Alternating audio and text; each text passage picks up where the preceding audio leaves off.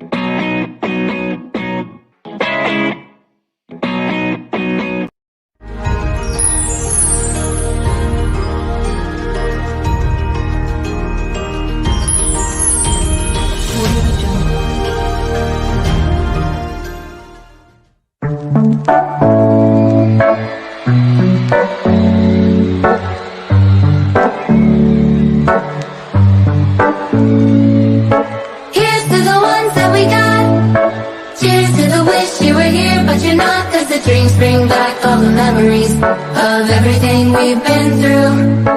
Toast to the ones here today. Toast to the ones that we lost on the way. Cause the dreams bring back all the memories. And the memories bring back you. There's a time that I remember when I did not know no pain. When I believed in forever, everything would stay the same. Now my heart feels like December. Will somebody say your name? Cause I can't reach out to call you, but I know I will one day. Hey, everybody hurts sometimes. Everybody hurts someday. Hey, hey, everything will be alright. Go and raise your voice and say, hey, here's to the ones that we got. Cheers to the wish you were here, but you're not. Cause the dreams bring back all the memories of everything we've been through. Toast to the ones here today. Toast to the ones that we lost on the way. Cause the dreams bring back all the memories. And the memories bring back you. Memories bring back you.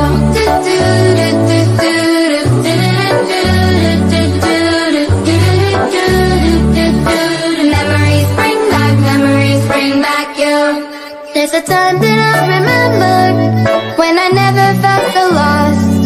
When I felt like all the hatred was too powerful to stop. Ooh, yeah. Now my heart feels like an ember, and it's lighting up the dark.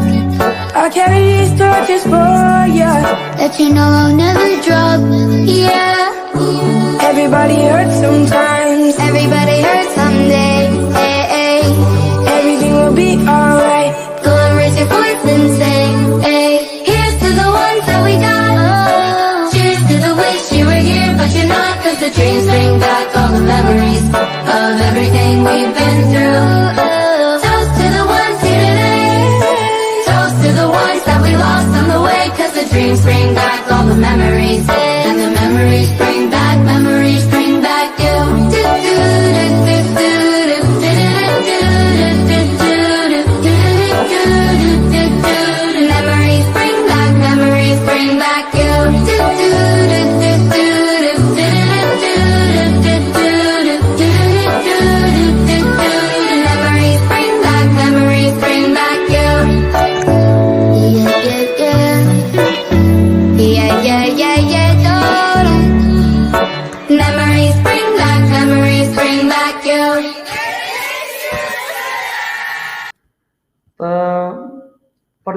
Pradeep Maharaj के भी stage ते खयो वञे।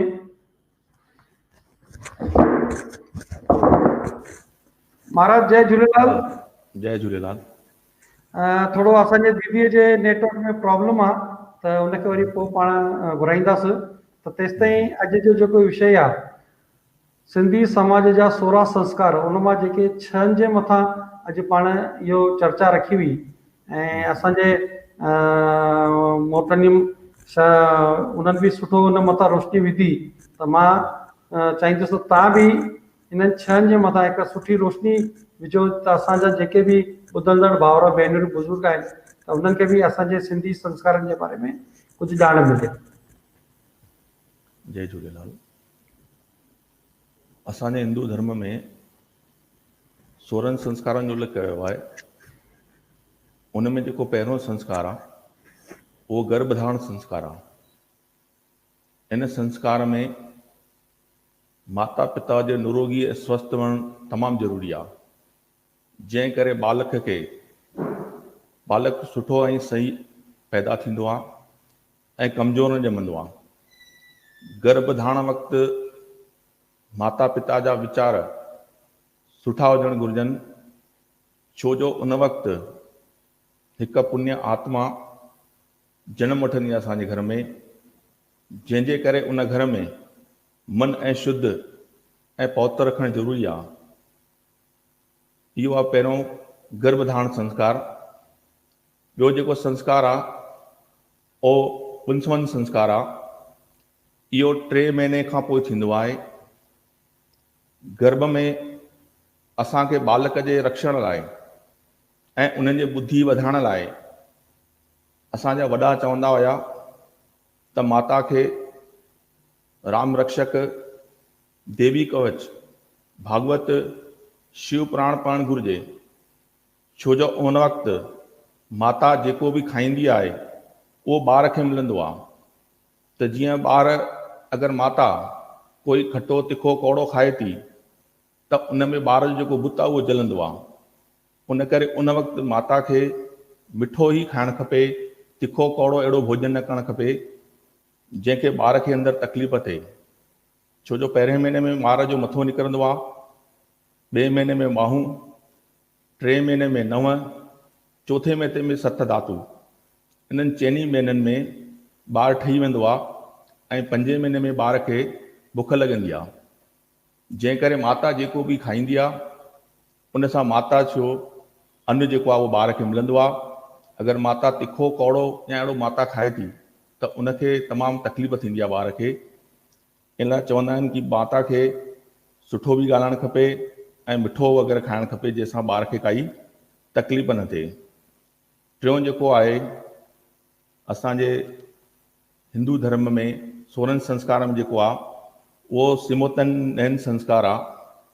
इहो गर्भ जे 4 महीने या 6 महीने या 8 महीने में थींदो आहे।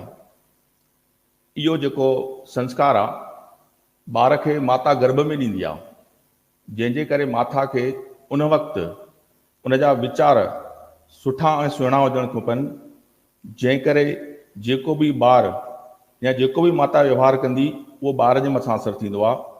तंहिं करे माता पिता खे उन वक़्तु ॿार जे लाइ सुठा ऐं सौ वीचार रखणु खपनि, जंहिं करे ॿार सही ऐं सुठो ॼमंदो आहे। इन में हिकिड़ी असांजी प्रथा आहे तेल लॻाइणु सिंधी समाज में।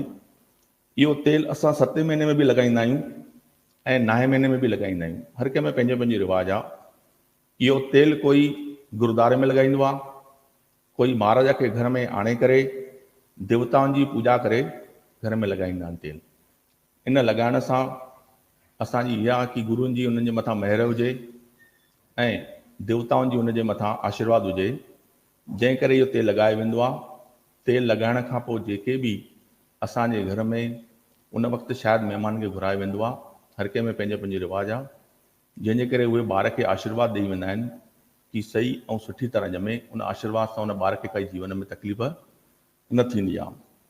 चौथों जेको संस्कार आहे उहो जात कर्म संस्कार आहे। इन संस्कार में बालक जे जन्म खां पोइ थींदो आहे, जनम खां पोइ थींदो आहे। जंहिं महिल बालक जो जनम थींदो आहे उनखे माखी ऐं घी चखाईंदा आहिनि। जीअं हाणे मोटवानी सन चयो कि माखी ऐं जेको घीअ जो आहे न उहो बिल्कुलु 2 बूंदियूं या 6 बूंदियूं हुजणु खपनि, जंहिंसां इन सां कोई ॿार खे तकलीफ़ न थींदी आहे।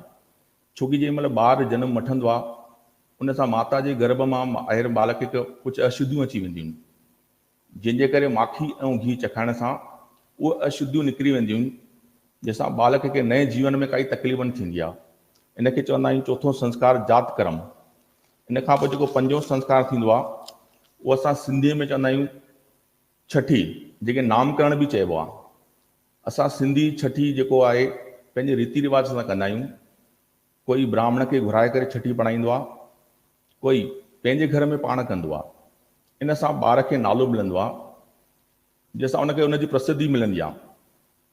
नालो रखण सां उनजो माना पहचान थींदी आहे कि हे ॿार नाले सां उनजी पहचान थींदी, प्रसिद्धि चवंदा आहियूं। पर पहिरें ज़माने में जेको ॿार जो नालो हुयो उहो राम रखंदा हुया, कृष्ण रखंदा हुया, भरत रखंदा हुआ, लक्ष्मण रखंदा हुया असांजा वॾा, छो जो उन बालक में उहे गुण अचनि ऐं पाण बि जीअं चङी तरह उहो नालो खणी सघनि, राम लक्ष्मण भरत, त सॼो ॾींहुं उहो नालो खणण सां उन्हनि खे बि सही लॻंदो हुयो। जेको छहों संस्कार आहे उहो निष्कर्म संस्कार आहे। इन संस्कार में ॿार खे 4 महीने तक ॿाहिरि न कढंदा आहियूं, छोकी ॿार जा लिंग कचा हूंदा आहिनि। उनजे करे ॿार खे ॿाहिरि न कढणो पवंदो आहे, छोकी ॿार खे ॿाहिरि कढण सां उस या काई अहिड़ी हवा न लॻे जंहिंसां ॿार खे तकलीफ़ थिए ऐं ॿार उहा उस सहन न करे सघंदो आहे। इन खां पोइ 6 महीने खां पोइ जेॾीमहिल उन्हनि जा ॿार जा जेके अंग आहिनि थोरा पक्का थींदा आहिनि, उनजे करे ॿार खे उस में ॿाहिरि कढिबो आहे ऐं हवा जीअं ॿाहिरि उनखे सुठी ऐं सही लॻे। हुन लाइ चोथों जेको छहों आहे संस्कार उहो निष्कर्म संस्कार आहे। जय झूलेलाल।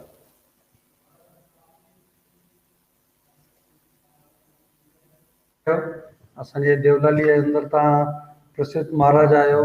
देवलाली में छा तव्हां हाणे नासिक रोड उपनगर नासिक ताईं तव्हांजा नाला पहुचनि ऐं सुठी बि ॻाल्हि आहे, पहुचण बि खपे। जेको शेवा कंदो उनखे त मेवा 100% मिलणनि। ऐं तव्हांजे वाणी जे अंदरि बि हिकदमि जादू आहे जेको हाणे सभिनि ॿुधो। ऐं ॿी माना तव्हांजी मूंखे ख़ासि ॻाल्हि सभिनि खे ॿुधाइणी खपे। मां सभिनि खे असांजे महाराज स्वामी जी हिकु सुठी ॻाल्हि ॿुधाईंदोमांव। सभु शेवाऊं करे वेंदो, पर तव्हां खां कॾहिं ईअं हथु घुरी करे चवंदो कान मुंहिंजी हिन शेवा जो ही रेट आहे। जंहिं ॾिनो उनजो बि वाह वाह, जंहिं न ॾिनो उनजो बि वाह वाह। पर असां सभिनि खे ख़बर आहे भॻवानु कंहिंखे बि न छॾींदो आहे, असांजे महाराज खे बि भॻवानु न छॾींदो आहे। जेतिरा महाराज सुठा कम कंदा आहिनि उनखां वधीक ऐं उनखां सुठा यजमान महाराज खे मिलंदा आहिनि, जेके माना ख़बर बि कान्हे, महाराज खे बि ख़बर कान्हे उन्हनि जे मुठ में छा आहे। ऐं जेको ॾींदो आहे उन्हनि खे बि ख़बर कान्हे त उनजे मुठ जे अंदरि छा आयो आहे ऐं छा वञे थो। महाराज स्वामी तव्हांजे हिन शेवा लाइ मां हमेशह तव्हांखे धन्यवाद ॾींदुसि ऐं मां आशा रखंदुसि त अॻियां बि तव्हांजो ईअं ई कार्य चालू हुजे। ऐं तव्हांजो जेको पुटु मुकेश आहे उहो बि कंदो आहे, पर उनखे बि तव्हां आशीष ॾियो, उनखे बि राह ते तव्हां ॾेखारियोसि त भई जीअं तव्हां कयो था तीअं उहो बि करे, त हिकु समाज लाइ जेके असांजा ग़रीब भाउर भेनरूं आहिनि उन लाइ हिकु वॾो कमु थी वेंदो। छा आहे इहो केरु कंहिंखे चई न सघंदो आहे, सभिनि खे इहा ॻाल्हि शर्म ईंदी आहे, पर भॻवानु माना जेको महाराज स्वामीनि खे सभिनि महाराज स्वामीनि खे हिकु असांजे ऐं भॻवान जे विच में सूत्र तव्हां ई आहियो, सुईअ में धागे जो कमु तव्हां ई कंदा आहियो।